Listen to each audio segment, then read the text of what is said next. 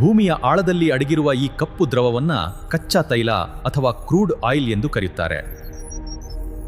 ಈ ಕಚ್ಚಾ ತೈಲವನ್ನ ಸಮುದ್ರ ಮತ್ತು ಪೈಪ್ಲೈನ್ ಮೂಲಕ ಸಂಸ್ಕರಣಾ ಘಟಕಗಳಿಗೆ ಅಂದರೆ ಆಯಿಲ್ ರಿಫೈನರಿಗಳಿಗೆ ತರಲಾಗುತ್ತದೆ.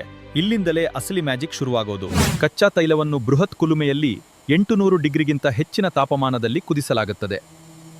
ಈ ಪ್ರಕ್ರಿಯೆಯನ್ನ ಫ್ರಾಕ್ಷನಲ್ ಡಿಸ್ಟಿಲೇಷನ್ ಎನ್ನುತ್ತಾರೆ. ತಾಪಮಾನಕ್ಕೆ ತಕ್ಕಂತೆ ತೈಲವು ಆವಿಯಾಗಿ ಮೇಲಕ್ಕೆ ಚಲಿಸುತ್ತದೆ. ಗೋಪುರದ ವಿವಿಧ ಹಂತಗಳಲ್ಲಿ ತಾಪಮಾನ ಬದಲಾಗುತ್ತದೆ. ಕೆಳಭಾಗದಲ್ಲಿ ಡೀಸೆಲ್ ಬೇರ್ಪಟ್ಟರೆ ಮೇಲಿನ ತಂಪಾದ ಭಾಗದಲ್ಲಿ ಪೆಟ್ರೋಲ್ ಬೇರ್ಪಡುತ್ತದೆ. ಉಳಿದ ಜಿಡ್ಡಿನಂಥ ವಸ್ತುಗಳನ್ನು ಡಾಂಬರು ಮಾಡಲು ಬಳಸ್ತಾರೆ.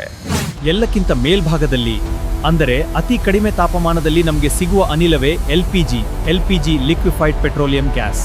ಗ್ಯಾಸ್ ಸಿಲಿಂಡರ್ ಒಳಗೆ ಇದು ಅನಿಲ ರೂಪದಲ್ಲಿ ಇರೋದಿಲ್ಲ.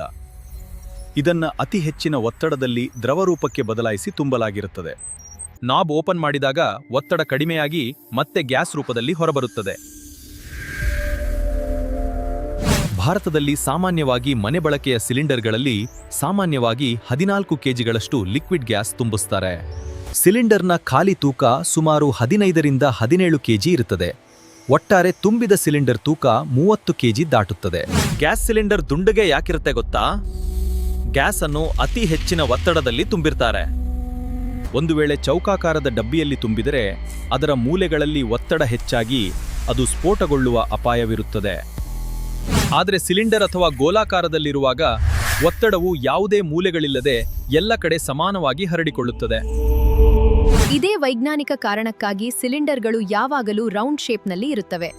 ವಿಮಾನದ ಕಿಟಕಿಗಳು ಕೂಡ ಇದೇ ನಿಯಮವನ್ನು ಪಾಲಿಸುತ್ತವೆ. ಭೂಮಿಯ ಆಳದ ಕಚ್ಚಾ ತೈಲದಿಂದ ಹಿಡಿದು ಭೌತಶಾಸ್ತ್ರದ ನಿಯಮಗಳನ್ನು ಬಳಸಿ ನಮ್ಮ ಅಡುಗೆ ಮನೆ, ವಾಹನಗಳಿಗೆ ಶಕ್ತಿ ನೀಡುವ ಈ ವಿಜ್ಞಾನದ ಪ್ರಯಾಣ ನಿಜಕ್ಕೂ ಅದ್ಭುತ.